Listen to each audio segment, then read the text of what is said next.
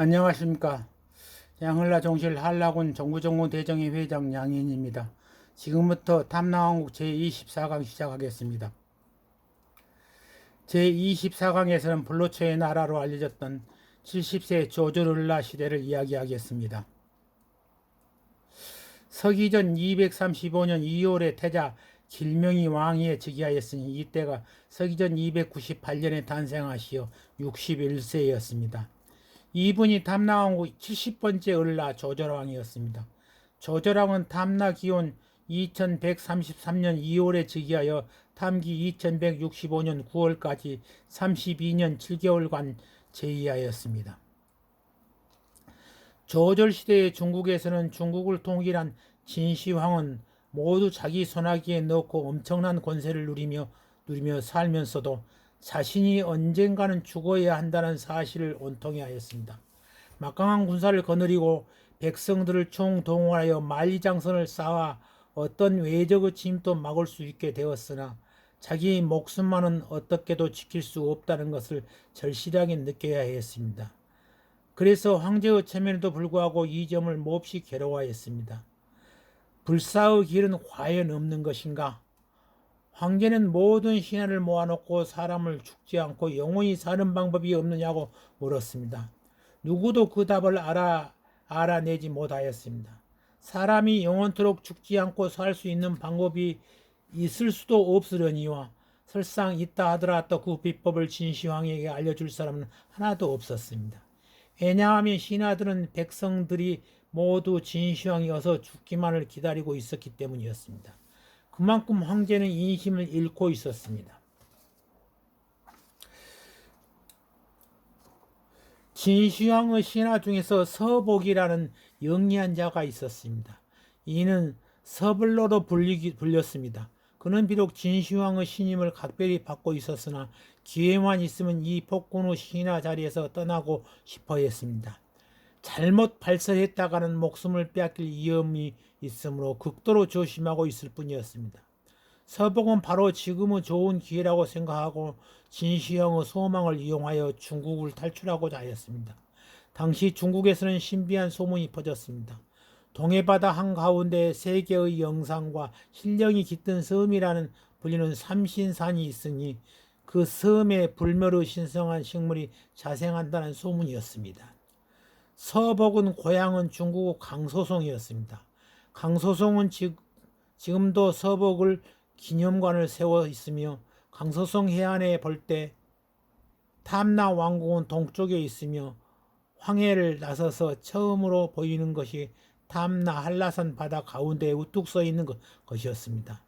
탐나는 멀리서도 거대한 탑처럼 보였기 때문에 오래전부터 황해를 넘나드는 뱃사람들에게는 거대한 탑과 같은 지표가 되었습니다.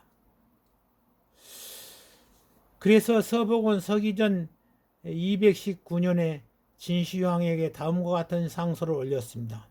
저 멀리 바다 건너 봉래, 방장, 영주 삼신산이 삼신산에서 신선이 사는데 동남 동료를 데리고 가서 모셔오고자 합니다. 서복은 서기전 219년 불로초를 구하려는 여행을 나섰습니다. 진시황 그에게 5,000명의 수행원과 3,000명의 젊은 남녀를 딸려 보냈습니다. 서복이 거느리는 일행은 모두 60척의 배를 나눠 타고 중국으로 떠났습니다. 서복은 서기전 219년 중국의 영파 시위를 떠나 항해를 떠난 9년 동안 각지를 떠돌아다니며 진시황이 준 재물을 모두 탕진하고 빈손으로 돌아왔습니다. 진시황의 노염을 피하기 위해서 서복은 신선이 사는 산에는 거의 다 도착했는데 커다란 상어가 나타나 방해하는 바람에 상륙하지 못하고 돌아왔다고 둘러댔습니다. 소인이 듣건대 저 동쪽 나라 작은 섬 탐나왕국에 한라산이라는 영산이 있사옵고 그 산에는 사람이 먹으면 영원토록 살 수 있는 불로초가 자라는 것을 알아내었습니다. 소인이 정성을 다하여 그 영약 불로초를 캐어다가 황제께 바치겠습니다. 한 번만 더 기회를 주십시오.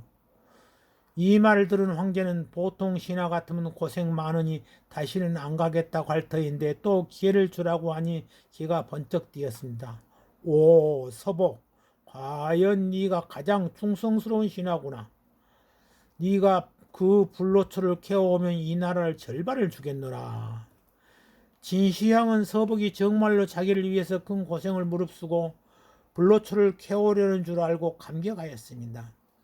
험난한 정복전쟁을 통하여 통일한 중국의 땅을 절반이나 떼주겠다고 말해 서복도 감사의 눈물을 흘렸습니다. 성은이 망극하옵니다. 하운데 송구스럽게도 그 불로초를 캐오는데 많은 시간과 사람이 필요하옵니다. 어렵게 항송하오나 젊은 남녀, 젊은 여자 각각 500명씩 같이 가게 해 주십시오. 젊은 남자 500과 젊은 여자 500이라 그 말을 들은 사람들은 무엇에 쓰려고? 한라산은 영산이긴 하오나 험하게 이를 데 없습니다. 또한 그 험한 산속 깊이 숨어있는 불로초라는 풀은 누구 눈에도 띄는 게 아니옵니다. 마음과 몸이 정결하고 흠이 없는 젊은 사람들만이 띈다 하옵니다. 그래서 이렇게 많은 사람들이 필요한 것입니다. 서보고 이야기는 물론 거짓말이었습니다. 나에게도 나름대로 계획이 있었던 것입니다. 그러나 진시황은 어떤 대가를 치르더라도 불로초를 구해야 했기에 서보고 요구를 들어주지 않을 수 없었습니다. 진시황은 서복이 원하는 대로 처녀 총각 500명씩 1000명이 오랜 기간 동안 먹고 쓸 모든 물건들을 좋은 나무에 베어다가 만든 큰 배에 여러 척을 가득 실어 후에 서복의 일행은 떠나보냈습니다.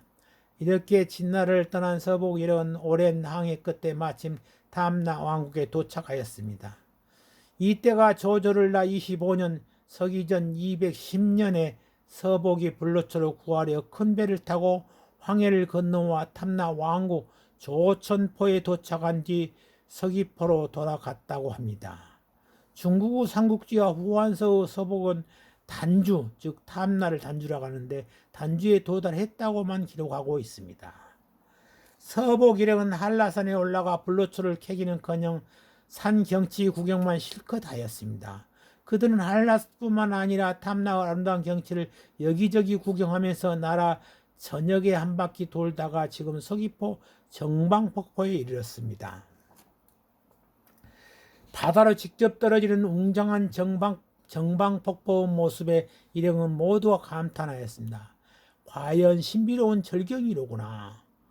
이 장관을 그냥 지나칠 수 없어 서복 일행은 정방폭포 절벽에다가 서불과지 서복이 이곳을 지나가다 라는 글귀를 새겨 두었습니다. 지금도 폭포 위에 글 흔적이 있어 서복이 탐나를 지나간 흔적으로 여겨지고 있습니다. 이후 서귀포라는 지명도 서복이 서쪽을 향해 길에 오른 포구라 해서 붙여진 지명이라 하였습니다. 서귀포 정방폭포를 통해 떠난 서복의 일행은 동쪽으로 가서 숨겨진 작은 나라를 세웠다 하기도 하고 다시 배를 타고 탐나를 떠나 다른 곳으로 갔을 것이라고 추측하기도 하였습니다. 진시황이 속았음을 알고 쫓아올 것을 분명하므로 주도 면밀하게 그 행선지를 오리무중으로 만들었기 때문일 것이라고 합니다. 결국 서복은 중국으로 돌아가지 않았고 우리나라 절경을 구경하던 여러 곳에 서복이 지나갔다고 전해지는 장소가 있기도 합니다. 조졸 6년 서기전 232년에 고조선에서는 해모수 당군으로 추서되어 북부여를 건국하였습니다. 해모수는 요화 상류에 위치한 고조선의 제6국 고리국 출신으로 서기전 239년 길림성 설안 웅심산에서 기두하였습니다. 그 후 백악산 아사드를 점거하고 당시 제47대 고열과 당군의 빈자리를 대신하던 오가의 부족장 6년간 공한역을 철폐하고 백성들이 해모수를 당군으로 추대함으로써 북부의 역사는 시작되었습니다.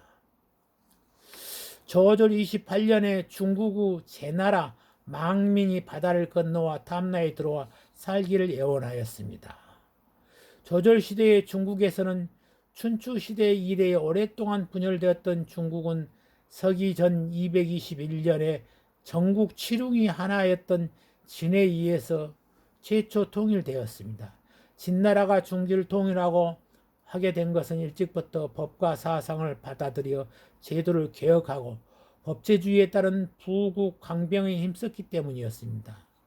진나라 왕인 정은 전국을 통일한 후에 처음으로 황제라 칭호를 하였습니다. 이는 전국시대의 제후들을 왕이라고 일컬었으므로 이에 위험 있는 칭호가 필요하였던 것입니다. 그래서 그는 중국 고대의 이상적인 군주로 전해지고 있고 사망 오제 칭호를 합쳐서 황제라는 말을 만들어내었습니다. 그리고 자기는 최초 황제라는 뜻으로 시황제라 칭하고 짐이 폐하와 같이 황제를 이끌는다는 말도 따로 만들었던 것입니다.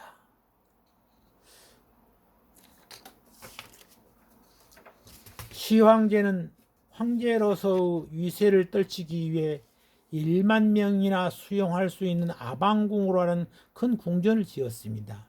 백성들에게 황제의 이영을 보이려고 자주 지방을 순회하였으며 가는 곳마다 자신의 공덕을 새긴 비석을 세웠습니다.